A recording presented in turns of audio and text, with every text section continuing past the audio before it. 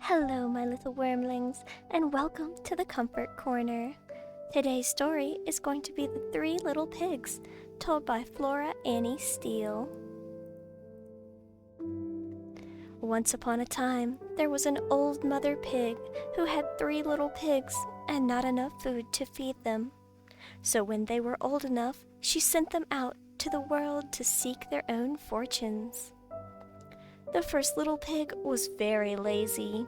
He didn't want to work at all, and he built his house out of straw. The second little pig worked a little bit harder, but he was somewhat lazy as well. So he went and built his house out of sticks. The 2 little pigs sang and danced and played together for the rest of the day. The third little pig worked hard all day and built his house with bricks. It was a sturdy house, complete with a fine fireplace and a chimney. It looked like it could withstand the strongest of winds. The next day, a wolf happened to pass by the lane where the 3 little pigs lived, and he saw the straw house, and he smelled the first pig inside. He thought the pig would make a mighty fine meal, and his mouth began to water. He walked up to the straw house, and he knocked on the door and said, little pig, let me in, let me in."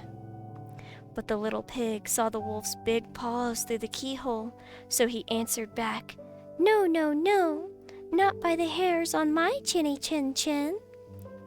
Then the wolf showed his teeth and said, "Then I'll huff, and I'll puff, and I'll blow your house down." So he huffed, and he puffed, and he blew the house down. The wolf opened his jaws very wide and bit down as hard as he could, but the first little pig escaped and ran away to hide with the second little pig. The wolf continued down the lane, and he passed the second house made of sticks. When he got to the house, he could smell the 2 pigs inside. His mouth began to water as he thought about the fine dinner that they would make.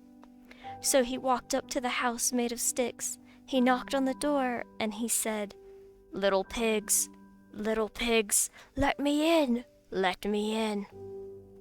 But the little pigs saw the wolf's pointy ears through the keyhole, so they answered him back, no, not by the hairs on our chinny chin chins."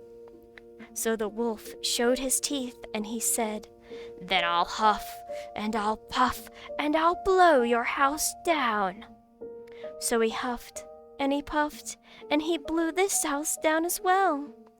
The wolf was greedy, and he tried to catch both pigs at once, but he was too greedy, and he didn't get either one. His big jaws clamped down on nothing but air, and the 2 little pigs scrambled away as fast as their little hooves would carry them. The wolf chased them down the lane, and he almost caught them, but they made it to the brick house and slammed the door closed before the wolf could get them. The 3 little pigs were very frightened, and they knew the wolf wanted to eat them. And that was very, very true.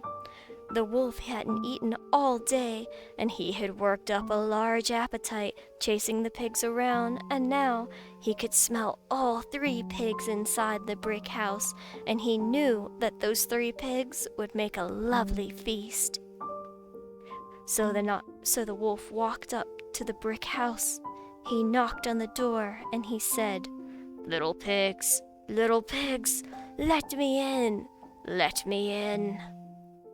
But the little pigs saw the wolf's narrow eyes through the keyhole, so they answered back, no, not by the hair on our chinny chin chins."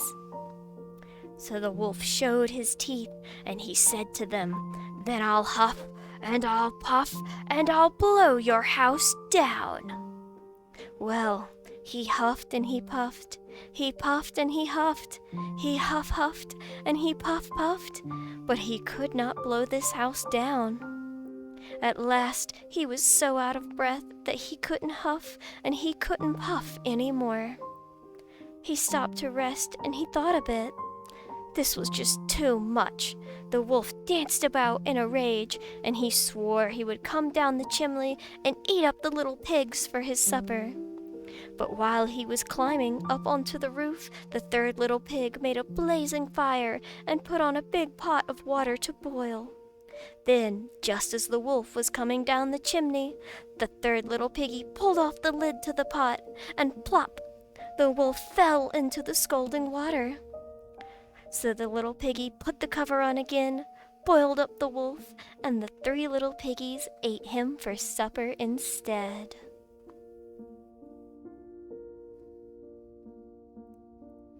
Wow, that is quite the ending to that story, isn't it?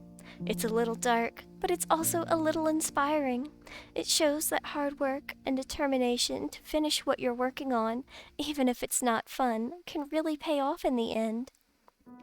I hope that you all have a wonderful rest of your day, and I hope to see you all again to hear the next story.